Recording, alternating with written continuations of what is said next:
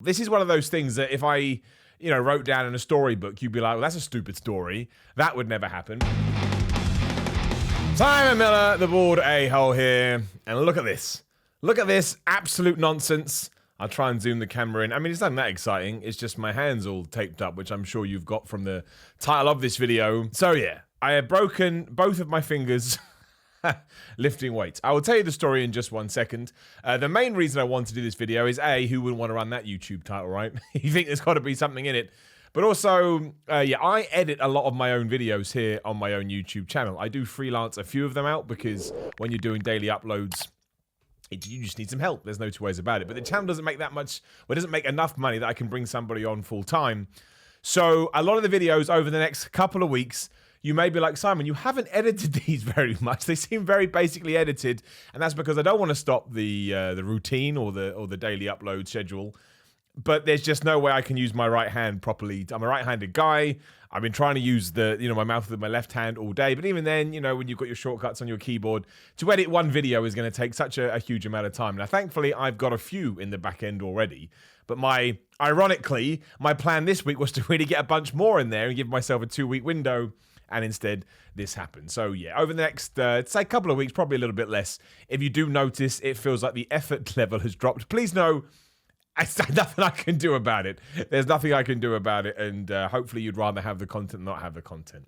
So this is absolutely unreal. This is one of those things that if I, wrote down in a storybook, you'd be like, well, that's a stupid story. That would never happen. But if, as I'm sure most of you know, in the UK, we're locked down. We can't go to the gym, so I have to train in my house. Now, I don't have a very big house.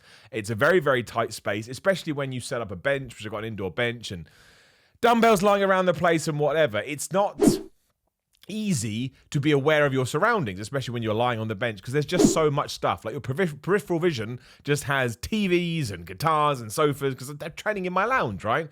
So your peripheral vision is just sort of absolutely inundated with things. So I have a couple of dumbbells that I use that are heavier than my other ones. And after I had, what was I doing? I can't remember what I was doing, but I had finished using my super heavy ones and I put them down the side of the bench. And what I always do is I move them off to the side of the room, again, to try and create more space. I then went back to the bench to do my next set with the slightly lesser weights. I think the 40s are the ones that I moved, and I brought in my 32.5s, the classic, to do another set. And in the midst of that, like I say, I had no recollection, basically because it was by my feet, of the other dumbbell rolling. If you wonder why my hand is like this, I have to keep it elevated to try and keep the swelling down. That's why I've got this bizarre positioning going on. Yeah, but it had rolled to the bottom of the bench. And again, I didn't feel it. I didn't notice it. I had no recollection. But what it does mean is that when I had sort of a weight in this hand, I went to put it down. You can see where this is going. I went to put it down on the floor, and essentially it was like getting your finger trapped in a door. And I didn't put it down aggressively because, again, I've got a wooden floor. It would probably break. But I put it down as if you've got a 32.5 kilogram weight in your hand. So it wasn't like light. It wasn't like I had a couple of fives. And so, yeah, I essentially had the weight and the force of that, put my hand down, had no idea that one was there, smashed my fingers, hence this, into that one, and probably have to go to apologize to my neighbors later because the noise that came out of my mouth was not kosher. There was a lot of swear words. I have kids, but I was, when you can tell something is wrong, I'm like, man, something is really, really wrong. So obviously, well, I'll tell you what I really did. I went and got some ice straight away from I've just noticed I've kept my audio gain up way too much. Oh, well, it's going to be a really loud video. That's nice. You can hear me even louder in your ears. You can pretend this is the kind of level I was at when I broke my fingers. So I iced it. Now, they went swollen and bruised instantly. And, if you look on Google and stuff, most people say when that does happen, you're screwed. But I was like, they're just swollen fingers. It's like, again, when you trap it in a door or whatever, if I just ice them, I'll be sure. So I iced it, and then I finished off my workout. Which means I was actually picking up weights with a broken finger. And it hurt, but I was just like, it's just swollen, it will be fine. And I guess my adrenaline was still going too. Don't do that, right? This is the second time I've done something stupid like this. The other one time was good 15 years ago. If something hurts, just stop working out, right? What is one? I mean, thankfully with this, it wouldn't have made a difference because a broken finger is a broken finger. But if it's a tendon or a pulled muscle, just stop working out. Get on the rest and recovery phase, whatever you need to do. Let your body heal and you'll be back in the gym so much faster. If you can work around it in the meantime, that's great. But just make sure you protect yourself there. But it did make me laugh that I finished working off with the couple of fingers. That night, I could not sleep at all. I'm not a big painkiller dude. because I just don't like putting that kind of stuff in my body. And also, I'm like, if I'm in pain, surely I need to know where I'm in pain so that, you know, I don't go and cause it more pain by accident. But I had to take a couple of paracetamol because, my word, the pain was ridiculous. Then when I kind of didn't really sleep at all, to be honest. But then when I did wake up the next day, I mean, they were just black and purple. I mean, they really, really were. So I tried to get through the day. You may or may not know I do a lot for What Culture. On Wednesday morning this was. So I did my Impact ups and downs because Impact Wrestling runs on Tuesday. And they were just sort of pulsing. And like I say, the pain was getting to the point where I was like, this is ridiculous. And I took some ibuprofen. It was just like, this is not even taking the edge off. So yes, down I wandered to A&E, and I could tell I'd done the right thing straight away, because even when the x-ray person saw it, they were like, yeah, that's not good. Well, actually, I say that. The main reason I went to A&E is because I stopped being able to move them. Like the swelling, it was so bad, and they were so... I took a few pictures that I'll make sure I put up. I should have taken more. I didn't think about it.